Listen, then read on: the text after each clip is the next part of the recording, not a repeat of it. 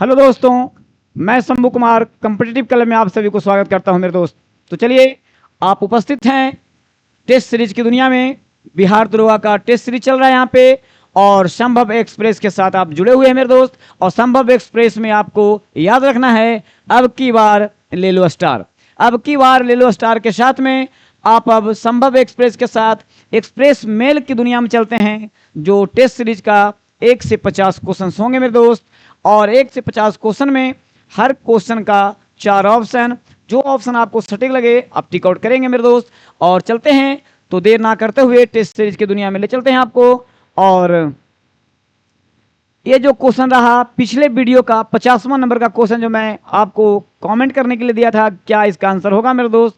तो ये क्वेश्चन ये रहा, हिंद महासागर के तट पर स्थित देशों में सर्वाधिक तट लंबाई वाला देश कौन सा है?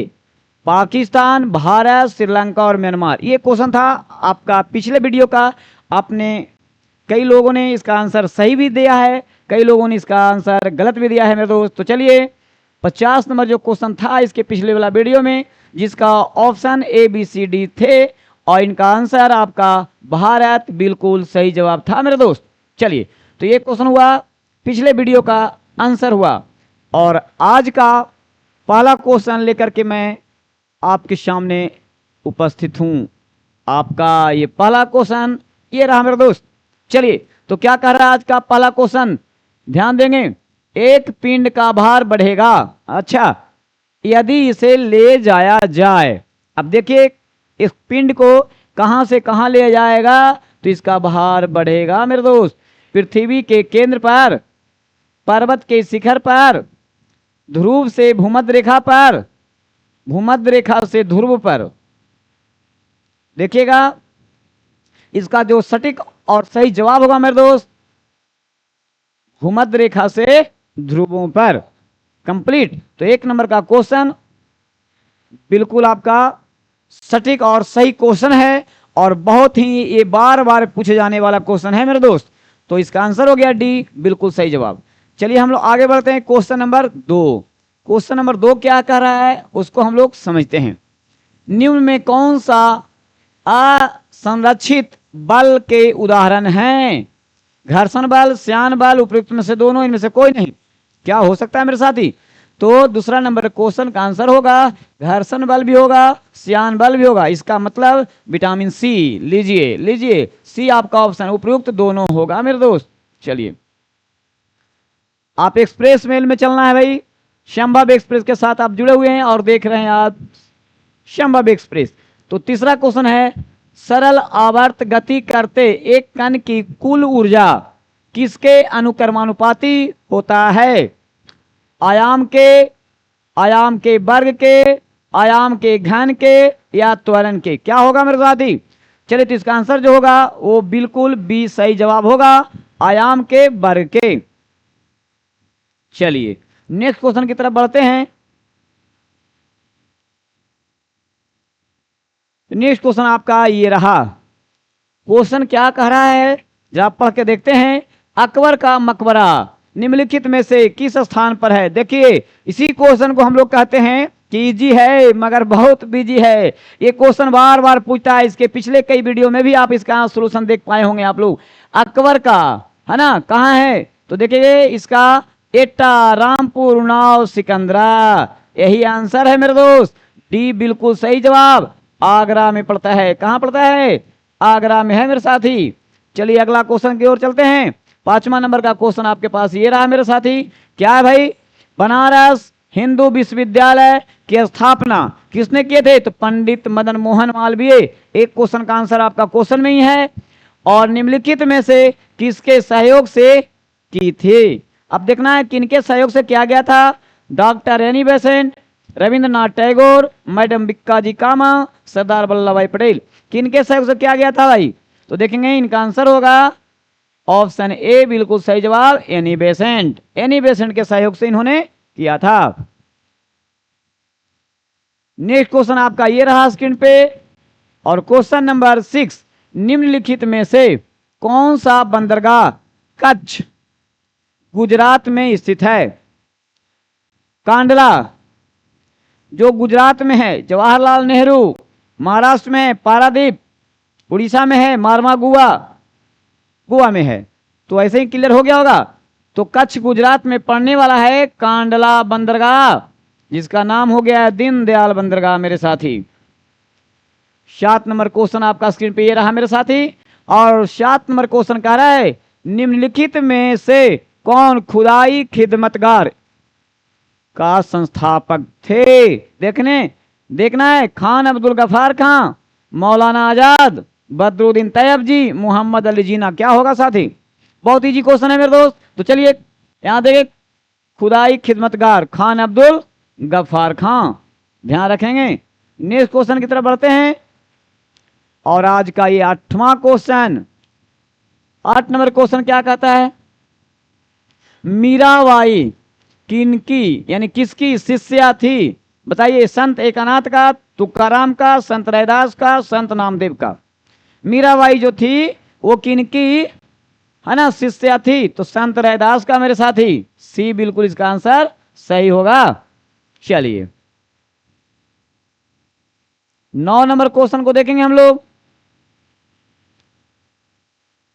गोदान निम्नलिखित में से किस प्रसिद्ध लेखक द्वारा लिखा गया उपन्यास है? जयशंकर प्रसाद, सूर्यकांत त्रिपाठी निराला, मक्खनलाल चतुर्वेदी या मुंशी प्रेमचंद। चलिए तो इसका आंसर डी बिल्कुल सही जवाब होगा मेरे साथी, मुंशी प्रेमचंद। चलिए क्वेश्चन नंबर 10 यह है निम्नलिखित में से किस दिन को भारत में संविधान दिवस के रूप में मनाया जाता है? 15 अगस्त, 26 जनवरी, 26 नवंबर, 30 दिसंबर। क्या होगा मेरे साथी? इसका आंसर होगा सी बिल्कुल सही जवाब, 26 नवंबर। नेक्स्ट क्वेश्चन की तरफ बढ़ते हैं। 11 नंबर क्वेश्चन आपके पास ये रहा। गुड़ी पड़वा निम्नलिखित में से किस राज्य का बसंत समय का त्योहार है मेरे साथी? उत्तराखंड, महाराष्ट्र, हिमाचल प्रदेश, गुजरात। कहां होगा? चलिए तो गुड़ी पड़वा जो है ये महाराष्ट्र का है मेरे साथी। चलिए फटाफट फटाफट आंसर लगाइए मेरे दोस्त, है ना। नर्मदा नदी निम्नलिखित में से किसमें मिलती है?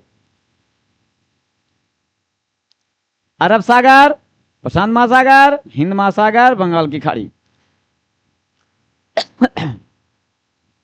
चलिए तो नर्मदा नदी, नर्मदा और ताप्ती, है ना, आप सुने होंगे नर्मदा और ताप्ती दो नदियां कहां गिरती है?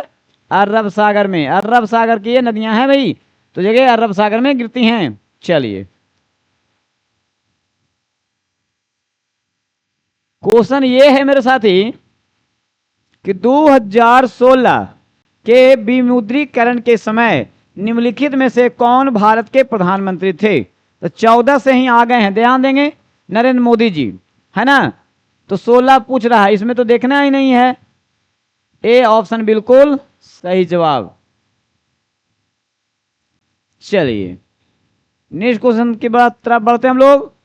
अगला क्वेश्चन आपका ये रहा स्क्रीन पे। भारत के पहले एआई संचालित एंटी ड्रोन सिस्टम का नाम क्या है? प्रखर, इंद्रजाल, चेतक, एक से अधिक। क्या है? तो भारत के एआई संचालित एंटी ड्रोन सिस्टम का नाम है, बी ऑप्शन सही है, इंद्रजाल।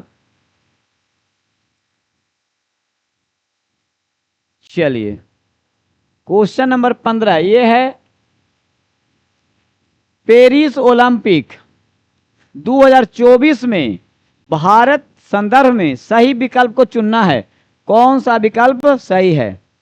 पेरिस ओलंपिक में भारत ने कुल 5 पदक जीता, नहीं जी 6 पदक जीता था, इसलिए ये वाला पॉइंट गलत। पदक तालिका में भारत कुल 6 पदक, हाँ आ गया, देखिए 6 पदक बिल्कुल सही जवाब के साथ 17वें नंबर पर रहा था। हाँ बिल्कुल सही जवाब, बिल्कुल भी सही है। मन्नू भाकर और नीरज चोपड़ा, नीरज चोपड़ा नहीं होगा जी, मन्नू भाकर थे, है ना। पेरिस ओलंपिक समापन समारोह में ध्वजवाहक बने, गलत हो गया एक आदमी के चलते। पेरिस ओलंपिक 2024 में नीरज चोपड़ा ने स्वर्ण, नहीं जी स्वर नहीं लिया था।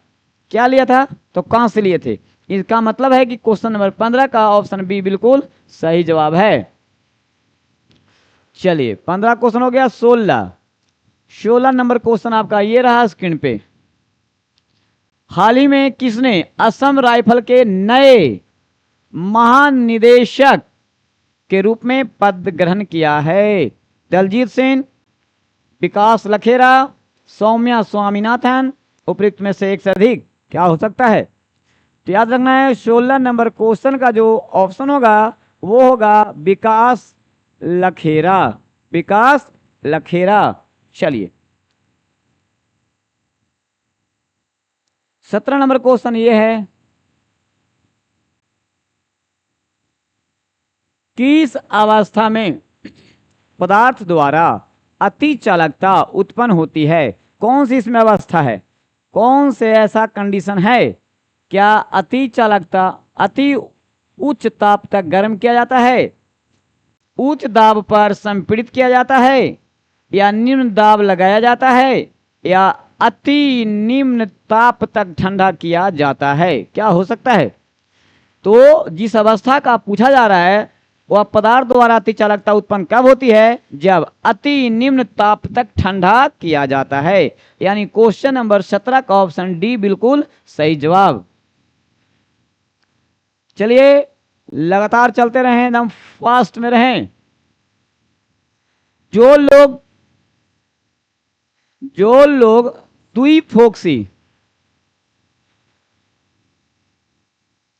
द्विफोक्सी लेंस लगाते हैं उनमें कौन सा दृष्टि दोष पाया जाता है? द्विफोक्सी लेंस जिसको लगाया जाएगा उसमें कौन सा दोष पाया जाएगा? क्या मोतियाबिंद, क्या दूरदृष्टि दोष, या निकट दृष्टि दोष, या उसको बोलते हैं दोस्त जरा दूरदृष्टि दोष? तो 18 का आंसर डी बिल्कुल सही जवाब होगा मेरे दोस्त, जरा दूरदृष्टि दोष।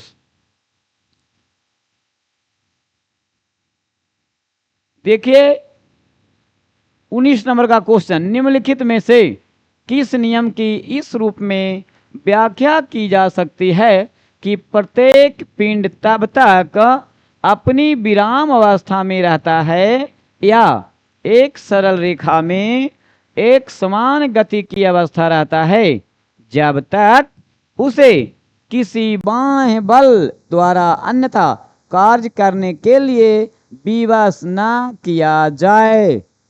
चलिए ऑप्शन है गति का पहला नियम, गति का दूसरा नियम, उष्मा गतिकी का पहला नियम, गति का तीसरा नियम। क्या हो सकता है मेरे साथी?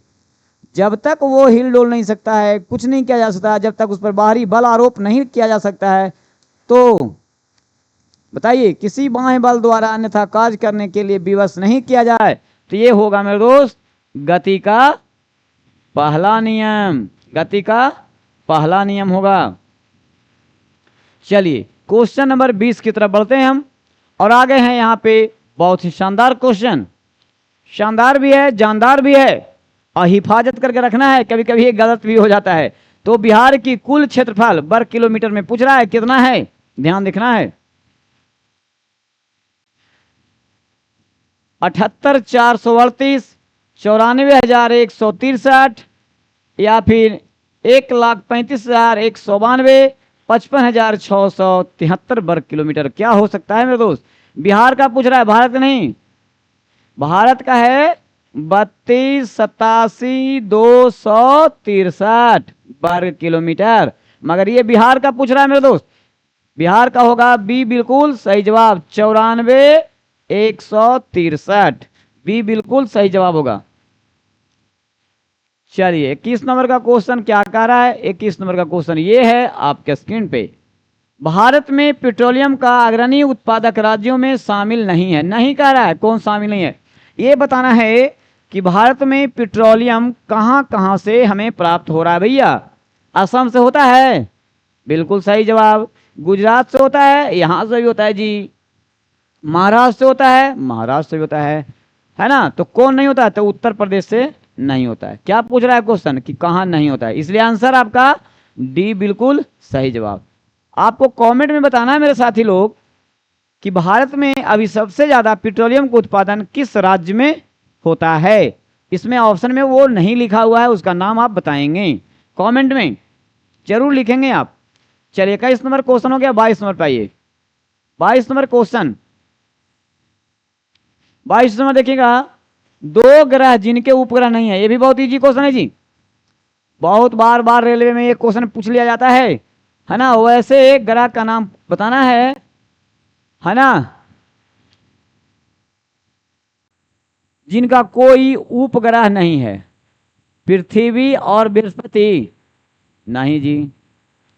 बुध एवं शुक्र सही जी। बुध एवं शनि गलत। शुक्र एवं मंगल गलत। क्या सही हो सकता है? तो आपका बुध एवं शुक्र। चलिए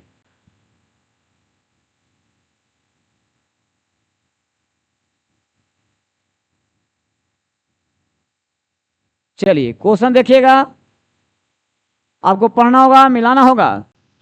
परमाणु ऊर्जा संयंत्र, एक तरफ राज्य, एक तरफ परमाणु संयंत्र दिया हुआ है।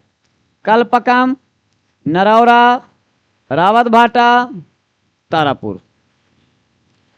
इधर है कर्नाटक, मध्य प्रदेश, महाराष्ट्र, राजस्थान, तमिलनाडु, उत्तर प्रदेश। इधर देखिएगा 4 ही है, इधर दिया गया 6। आपको टिक आउट करना है किसका कौन सूची से मिलता जुलता है। जो आपको ज्यादा सही और इजी लग रहा होगा उसी को आप टिक आउट मिलाइए। कभी कभी 1-2 से सही हो जाता है। और मैं बार बार बताता हूं, इस क्वेश्चन को आप गांठ बांध लीजिए। किसी भी तरह के एग्जाम में अगर आप जाएंगे तो यहां से ये क्वेश्चन हूबहू क्वेश्चन मिलते रहते हैं। और कई बार ये क्वेश्चन आ चुका है बोर्ड में, कई बार, है ना। तो आप देखेंगे कल्पकम कहाँ होता है भाई, तो कल्पकम तमिलनाडु। तमिलनाडु कहाँ है, खोजिए, यहां है, ध्यान दीजिएगा, है ना, याद रखना है। कल्पकम तमिलनाडु। देखिए कल्पकम 1 का 5, 1 का 5 में देखिएगा 1 का 5 2 को है। नरौरा, रावतभाटा, देखिए रावतभाटा राजस्थान, रावतभाटा राजस्थान, मिलाइए, है ना। तो इसका कितना आया 5, है ना। और 3 का क्या आया राजस्थान 4। तारापुर महाराष्ट्र, तारापुर कहाँ है महाराष्ट्र, देखिए तो 4 का क्या आया 3। अब तो एक बार आराम से बच गया, नरौरा उत्तर प्रदेश, नरौरा उत्तर प्रदेश 6। अब आप मिलाइए ऑप्शन क्या होंगे इसमें, ध्यान दीजिए यहां पे। तो 5 6 4 3 यानी कि 56 43 किसमें है 5 6 4 3, यानी कि आंसर आपका बिल्कुल सही जवाब सी है मेरे दोस्त। मिला दिया आप लोग के, याद कर लेना है। कल्पकम तमिलनाडु, नरौरा उत्तर प्रदेश, रावतभाटा राजस्थान, तारापुर महाराष्ट्र। कंप्लीट हुआ। चलिए तो क्वेश्चन नंबर 23 कंप्लीट हुआ। बड़ा बिजी क्वेश्चन था भाई। चलिए ज्योग्राफी का क्वेश्चन, बड़ा वीआईपी क्वेश्चन आ गया आपके सामने। हिमालय में कश्मीर घाटी किस पर्वतमालाओं में स्थित है? शिवालिक और फिर पंजाल के बीच, फिर पंजाल और धौलाधर के बीच, जास्कर और फिर पंजाल के बीच, धौलाधर और जास्कर के बीच। क्या हो सकता है? कह रहा है कश्मीर घाटी के बारे में क्वेश्चन है मेरे दोस्त। कश्मीर घाटी, तो कश्मीर घाटी जो है वो कहाँ है? धौलाधर और जास्कर के बीच में है। धौलाधर जास्कर के बीच में है कश्मीर घाटी। गलत जवाब, गलत जवाब ये नहीं है जी आपका। कश्मीर घाटी जो होगा मेरे दोस्त वो आपका होगा, कश्मीर घाटी जो पड़ता है हिमालय का पहला, पंजाब हिमालय का भाग पड़ेगा, तो पंजाब हिमालय जम्मू कश्मीर पड़ेगा। ये आपका आंसर होगा जास्कर और पीर पंजाल मेरे दोस्त। बिल्कुल सी सही जवाब है 24 नंबर क्वेश्चन का। यानी कश्मीर घाटी जो स्थित है वो जास्कर और पीर पंजाल में है। कहां पड़ता है? जेके में पड़ता है, जो आपका पंजाब हिमालय के क्षेत्र में स्थित है। कंप्लीट। चलिए नेक्स्ट क्वेश्चन की तरफ बढ़ते हैं। बहुत ही अच्छा क्वेश्चन था वो। आगे क्वेश्चन देखना है आपको। संयुक्त राज्य अमेरिका में सिलिकॉन वैली, संयुक्त राज्य अमेरिका में सिलिकॉन वैली अवस्थित है कोलोराडो में, कैलिफोर्निया में, न्यू जर्सी में, फ्लोरिडा में। कहाँ हो सकता है, ध्यान देना है। तो 25 नंबर क्वेश्चन का आंसर बहुत ही सटीक जवाब में आपका मिल रहा है ऑप्शन बी, बिल्कुल सही जवाब। कहाँ है, कैलिफोर्निया में, कैलिफोर्निया में है मेरे दोस्त सिलिकॉन वैली, संयुक्त राज्य अमेरिका में। मौना लोआ एक सक्रिय ज्वालामुखी, ये तो अपने आप में एक क्वेश्चन है जी। कभी कभी पूछता है मौना लोआ किस प्रकार का ज्वालामुखी है, एक क्वेश्चन में ही क्वेश्चन निकालिए। मौना लोआ किस प्रकार का ज्वालामुखी है, तो सक्रिय ज्वालामुखी, एक क्वेश्चन यहां बन गया। अब ये कह रहा है कि स्थित है कहाँ, अलास्का में, हवाई द्वीप में, इटली का या जापान का। तो मौना लोआ जो सक्रिय ज्वालामुखी है मेरे दोस्त वो है बी, हवाई द्वीप पर है। चलिए, भारत में मुद्रास्फीति की माप होती है, भारत में मुद्रास्फीति की माप होती है औद्योगिक कर्मकारों हेतु उपभोक्ता की सूचकांक द्वारा, कृषि कर्मकारों हेतु उपभोक्ता की कीमत सूचकांक द्वारा, फुटकर कीमत सूचकांक द्वारा, या यहां लिखा गया गलती, यहां होना चाहिए थोक कीमत सूचकांक द्वारा। तो 27 नंबर क्वेश्चन का आंसर है, देखिएगा मुद्रास्फीति के जो माप होती है मेरे दोस्त वो होता है थोक कीमत सूचकांक द्वारा। क्वेश्चन देखिए, भारत में राष्ट्रीय आय के अनुमान की गणना की जाती है किसके द्वारा, राष्ट्रीय विकास परिषद, वित्त मंत्रालय भारत सरकार, राष्ट्रीय सांख्यिकी कार्यालय द्वारा और भारतीय रिजर्व बैंक द्वारा। इसका आंसर होगा सी, बिल्कुल सटीक जवाब, राष्ट्रीय सांख्यिकी कार्यालय द्वारा।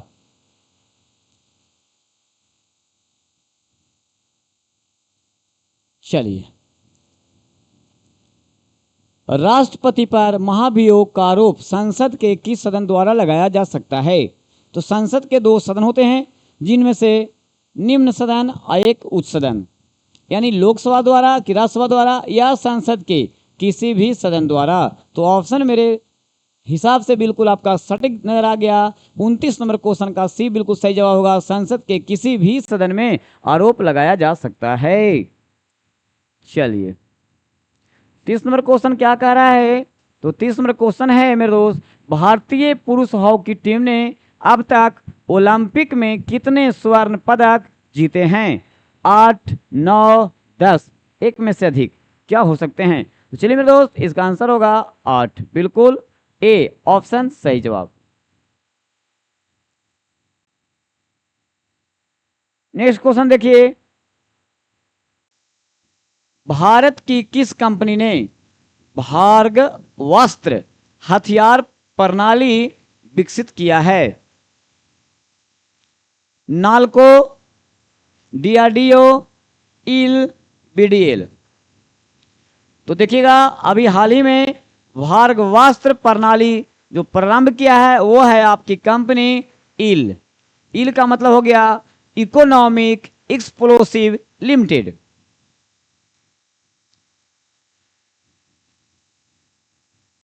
चलिए, नेक्स्ट क्वेश्चन आपका ये रहा,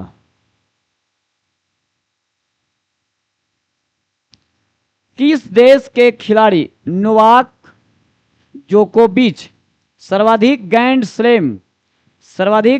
स्लैम मैच खेलने वाले टेनिस खिलाड़ी बन गए हैं। सबसे पहले एक क्वेश्चन इसमें ऐसे भी रहेगा कि नोवाक जोकोविच किस खेल से संबंध रखते हैं, तो याद रखिएगा टेनिस खेलते हैं, क्लियर। अब ये कह रहा किस देश के हैं, स्पेन के, सर्बिया के, पुर्तगाल के, स्विट्जरलैंड के। तो चलिए ये है आपका सर्बिया के हैं मेरे दोस्त।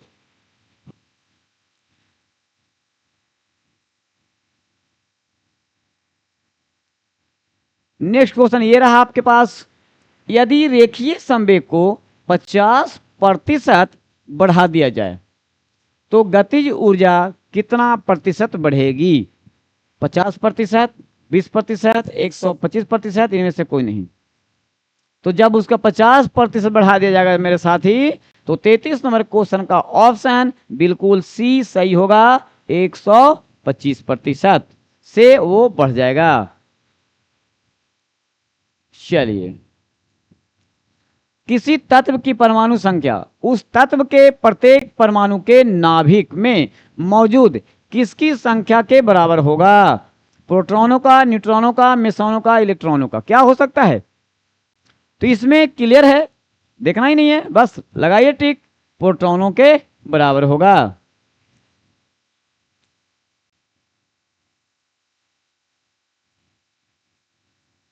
पैंतीस नंबर क्वेश्चन कह रहा है, पर्यावरणीय दुर्घटनाओं और उनके स्थलों के संदर्भ में इनमें से कौन सा सही नहीं है? देखिए कह रहा है सही, नाभिकीय विद्युत संयंत्र विस्फोट, चेरनोबिल, बिल्कुल ये सही जवाब है, ईरान में हुआ था।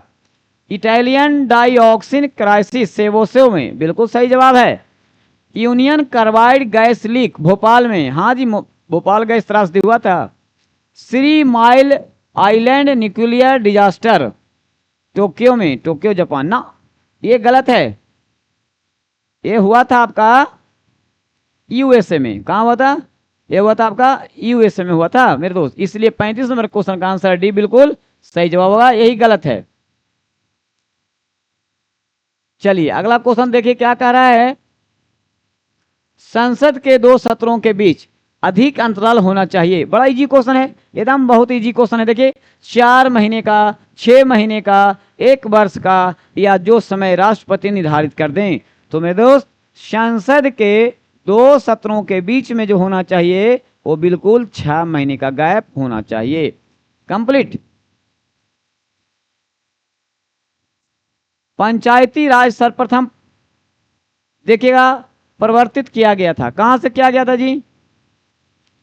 आंध्र प्रदेश, उत्तर प्रदेश, हिमाचल प्रदेश, राजस्थान। चलिए तो पंचायती राज जो परिवर्तन हुआ था सर्वप्रथम वो हुआ था राजस्थान के नागौर जिला 1959 में 2 अक्टूबर गांधी जयंती के शुभ अवसर पर। क्लियर। चलिए नेक्स्ट क्वेश्चन आपका ये रहा, क्वेश्चन है आपका, क्वेश्चन है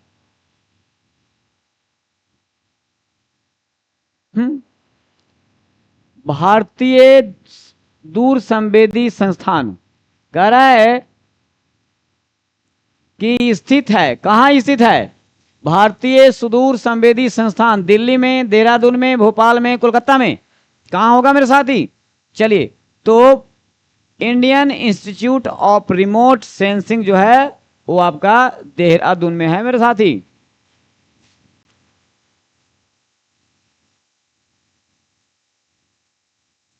क्वेश्चन देखिए, विश्व के किस देश से भारत फाल्कन रडार सिस्टम प्राप्त किया है? संयुक्त राज्य अमेरिका, इजराइल, फ्रांस और रूस। कहाँ है? आप हाल में ही देखे होंगे, बहुत वीआईपी क्वेश्चन है, आगामी एग्जाम में आने वाला, एकदम श्योर एंड सर्टेन मान लीजिए मेरे दोस्त। 39 नंबर क्वेश्चन को आप जो है लोड कर लीजिए अपने कॉपी में, है ना। विश्व के किस देश से भारत फाल्कन रडार सिस्टम प्राप्त किया है? संयुक्त राज्य अमेरिका, इजराइल, फ्रांस या रूस, किससे किया है?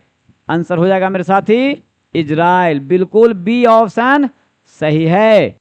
चलिए क्वेश्चन नंबर आप पहुंच गए हैं अब 40 नंबर क्वेश्चन आपके स्क्रीन पे ये रहा मेरे साथी। अब क्या कह रहा है क्वेश्चन? तो संगीत यंत्र तबला का आविष्कारक निम्न में से किसे माना जाता है? बताइए। लाल खान, अमीर खुसरो, बाबर, तानसेन। चलिए देखिए तो अमीर खुसरो को तबला का जनक और गजल का भी जनक माना जाता है। नेक्स्ट क्वेश्चन आपके ये रहा, नेक्स्ट क्वेश्चन आपका ये रहा कि गोल्डन पीकॉक पुरस्कार किस क्षेत्र में विशिष्ट उपलब्धि के लिए दिया जाता है? ऑप्शन है कॉर्पोरेट गवर्नेंस और स्थिरता के लिए, या साहित्य के क्षेत्र में, या बंधक के रूप में, या खेल के रूप में। क्या हो सकता है मेरे दोस्त? गोल्डन पीकॉक पुरस्कार जो दिया जाता है वो ऑप्शन ए बिल्कुल सटीक जवाब, कॉर्पोरेट गवर्नेंस और स्थिरता के रूप में दिया जाता है। चलिए नेक्स्ट क्वेश्चन है आपका, देखिए मेगास्थनीज का पाटलिपुत्र आगमन हुआ। ये भी जो है क्वेश्चन बहुत दौड़ता हुआ आपको नजर आ जाएगा, कहीं ना कहीं मिल जाएगा। बड़ा इजी क्वेश्चन है और बड़ा बीजी क्वेश्चन है जी, मेगास्थनीज का पाटलिपुत्र हुआ था आगमन 311 ईसा पूर्व में, 315 ईसा पूर्व में, 320 में या 305 में। चलिए तो ऑप्शन आपका डी बिल्कुल सही जवाब है मेरे साथी। चलिए 43 नंबर का क्वेश्चन आपके पास ये रहा, ककोलत जलप्रपात की ऊंचाई क्या है? ककोलत जलप्रपात की ऊंचाई क्या है? ककोलत जलप्रपात की ऊंचाई क्या है मेरे साथी? ध्यान रखना है, 47 मीटर, 32 मीटर, 48 मीटर या 72 मीटर। ध्यान देंगे कितना? 47 मीटर, यानी ऑप्शन ए बिल्कुल सही जवाब। चलिए 44 नंबर क्वेश्चन आपको देखना है, थोड़ा बड़ा है, देखना है, कोई बात नहीं है, बड़ा है तो बड़ा इजी है। सूची एक को सूची दो के साथ सुमेलित करना है ना। दिए गए कूट का प्रयोग करना है। इधर ईस्वी सन दिया हुआ है, इधर कुछ घटना दिया हुआ है। अब मिलाइए इसका घटना, यहां आपको नजर आ रहा होगा, देखिए घटना नजर आ रहा है। चलिए मिला लिया आप लोग, ध्यान दीजिए, इसको मिलाइए। मिल रहा होगा। जो सबसे ज्यादा, मैं क्या बताता हूं, ऐसे क्वेश्चन में इसमें से कोई एक देखिए जो आपको पहले याद आता हो, जो सबसे सटीक लग रहा हो, कोई भी। इधर देखिए, हल्दी घाटी का युद्ध, वहां पकड़ेंगे। नादिर शाह का दिल्ली पर आक्रमण, अगर कोई ईस्वी सन याद है तो बोलेंगे। शिवाजी का देहांत, अगर उसमें से कोई याद है तो समझेंगे। ईस्ट इंडिया कंपनी का अधिकार, अगर उसमें देखेंगे। अकबर का राज्यारोहण, अगर उसमें कुछ है तो याद करेंगे। सबसे इजी आपको लग रहा होगा ईस्ट इंडिया कंपनी 1600 है। 2 में आइए, 2 में 4, 2 में 4, ठीक है। उसके बाद देखिएगा नादिर शाह का दिल्ली पर जो आक्रमण हुआ था, ध्यान रखना है, ये 1739 में नादिर शाह का आक्रमण हुआ था मेरे साथी। तो देखिएगा ये कह रहा है 4 नंबर का 2, 4 नंबर जाइए, 1 नंबर, 2 नंबर, 3, 4 आइए। देखिए 4 में देखिए यहाँ पे 4 में 2 है, देखिए यहाँ पे 4 है। 1739 का नादिर शाह का आक्रमण, यानी 4 का 2 है, तब 4 में 2 देखिए यहाँ है ना, 4 में 2 यहाँ है। तो इसका मतलब है 4 का 2 जब यहां मिलेगा, चलिए तब 4 का 2 मिल गया। 4 में और किसी का 2 है नहीं है, तब 4 का 2 अगर मिल गया तो इसी के हिसाब से हम ए और ये बी, इसका मतलब है कि बी इसका ऑप्शन है, बिल्कुल बी ऑप्शन है। अब पकड़ना आपको ऐसे, मिला लेते हैं। 1739 में नादिर शाह का आक्रमण, बिल्कुल सही जवाब है जी। 1600 में ईस्ट इंडिया आपने बताया, बिल्कुल सही जवाब है जी, है ना। और अभी शिवाजी की मृत्यु देखिएगा 1680 में, बिल्कुल सही, यहां मिल गया। अब क्या बच गया? एक ही, इधर से 3 तो मिल गया, 1 हो गया, 2 हो गया, 3 हो गया। 1556 में देखिएगा ये है जी अकबर का राज्यारोहण, कंप्लीट हो गया। इसमें हल्दी घाटी का युद्ध बच गया था। हल्दी घाटी का युद्ध कब हुआ था आप जानते होंगे, वो ऑप्शन इसमें है ही नहीं। चलिए तो कमेंट में आप लोग बताएंगे मेरे दोस्त, हल्दी घाटी का युद्ध कब हुआ था, है ना। तो चलिए इसमें ऑप्शन मिल गया, क्या देख लेंगे, बी 1 का 5, हाँ जी 1 का 5 मिल गया, बिल्कुल सही जवाब। चलिए तो बी ऑप्शन बिल्कुल सही जवाब। चलिए आपको समय दिया गया, सूचीबद्ध वाला क्वेश्चन होता है, ये थोड़ा हार्ड होता है, लेकिन जिन बच्चों को याद रहता है उनको एक ही क्वेश्चन से पकड़ा जाता है। चलिए 44 नंबर क्वेश्चन हो गया। अब आइए 45 नंबर क्वेश्चन क्या कहता है, निम्न में से कौन सा झील उल्कापात द्वारा बनाया जाता है? क्या बेमनार झील बना है, अष्टमुड़ी झील, रूपकुंड या लोनार झील? लोनार झील, बताइए रूपकुंड झील कहाँ है, आपसे पूछेंगे हम, कमेंट में आपसे आंसर चाहेंगे कि रूपकुंड झील कहाँ है, जरा आप लोग बताइएगा। अभी इसका आंसर हम बता रहे हैं कि निम्न में से कौन सा झील उल्कापात द्वारा बनाया जाता है, तो ये है मेरे दोस्त लोनार झील। लोनार झील कहाँ है, तो महाराष्ट्र में है, अष्टमुड़ी केरल में, बेमनार भी केरल में। आपसे हम पूछेंगे कि रूपकुंड झील कहाँ है। चलिए कुछ बच्चों को लिखाया पढ़ाया गया होगा तो जान रहे होंगे, चलिए जान रहे होंगे तो बताएंगे। 46 नंबर क्वेश्चन आपका स्क्रीन पे ये रहा मेरे दोस्त। 46 नंबर क्वेश्चन क्या कहता है भाई, बहुत इंपॉर्टेंट क्वेश्चन, आगामी एग्जाम के लिए ध्यान रखेंगे। 34वां व्यास सम्मान 2024 में किससे सम्मानित किया गया? 34वां ब्याज समान 2024 में निम्न में से किन व्यक्ति को दिया गया है? सूर्यवाला, प्रभा वर्मा, गगन गिल या गुलजार? चलिए, तो ये आंसर होगा मेरे दोस्त सूर्यवाला को दिया गया है। ऑप्शन ए बिल्कुल सही जवाब। 47 नंबर क्वेश्चन आपके स्क्रीन पे ये रहा मेरे साथी। क्या कह रहा है, ध्यान से पढ़ेंगे। जून 2024 में रामोजी राव का निधन हो गया। चल बसे, कौन चल गए? रामोजी राव चल बसे, इनका निधन हो गया भैया। वो किस क्षेत्र से संबंधित हैं? राजनीतिक, शास्त्रीय संगीत, फिल्म जगत, उपरोक्त में से एक से अधिक बताएंगे। तो देखिए, रामोजी राव जो थे, इनका जो अपना पूरा जिंदगी जो बीता है वो बीता है फिल्म जगत में, इसलिए संबंधित है फिल्म जगत से। उनका आंसर बिल्कुल सही जवाब। चलिए, 48 नंबर क्वेश्चन आपका ये रहा। क्या कह रहा है? माउंट एवरेस्ट पर चढ़ने वाली सबसे उम्रदराज भारतीय महिला कौन बने हैं? ज्योति रात्रे, कामी रीता, नित्यानंद शेरपा, एडमंड हिलेरी? इसमें से सभी कोई ना कोई हिमालय से संबंधित हैं, बट पूछा यह जा रहा है कि माउंट एवरेस्ट पर चढ़ने वाली सबसे उम्रदराज भारतीय महिला कौन बन गई हैं? तो ये 48 का क्वेश्चन होगा मेरे साथी। ए बिल्कुल सही जवाब, ज्योति रात्रे। चलिए, तो हम लोग चलते हैं अगले क्वेश्चन की तरफ। अगला क्वेश्चन आपका ये रहा भाई। नेक्स्ट क्वेश्चन आपका है 49 क्वेश्चन ये रहा। उस पुनरावर्ती परावर्तन को क्या कहा जाता है जिसके कारण ध्वनि की निरंतरता यानी इको होता रहता है? प्रतिध्वनि, सोनिक बूम, परावर्तन या गूंज? चलिए, तो इको सिस्टम समझ में आ रहा होगा, उसको कहते हैं मेरे दोस्त ए प्रतिध्वनि। क्लियर है? चलिए, तो आज का आपका लास्ट क्वेश्चन देखते हैं क्या है भाई। आज का लास्ट क्वेश्चन आपका ये रहा स्क्रीन पे, और ये 50 क्वेश्चन है। कह रहा है कि निम्नलिखित में से किसका उपयोग सर्वाधिक आमतौर पर सौर सेलों, सौर प्लेट सुने होंगे, सौर सेलों में अर्धचालक के रूप में किया जाता है? अब देखेंगे इनमें से कौन कौन से हैं। GAAS, ZNSI, ZMTE, GEAS, किसका प्रयोग सबसे ज्यादा होता है? तो चलिए, 50 नंबर क्वेश्चन का आंसर होगा मेरे दोस्त ए बिल्कुल सटीक और सही जवाब होगा। तो चलिए, इस 50 क्वेश्चन के साथ मैं अब विदा लेता हूं। अब मिलते हैं फिर से हम नेक्स्ट वीडियो में इसी तरह 50 क्वेश्चन के साथ में मेरे दोस्त।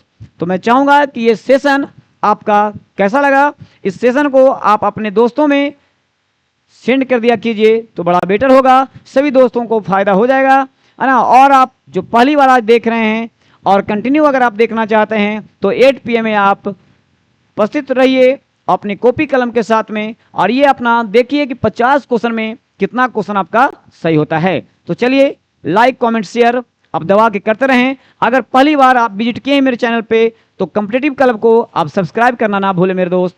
जय हिंद, जय भारत।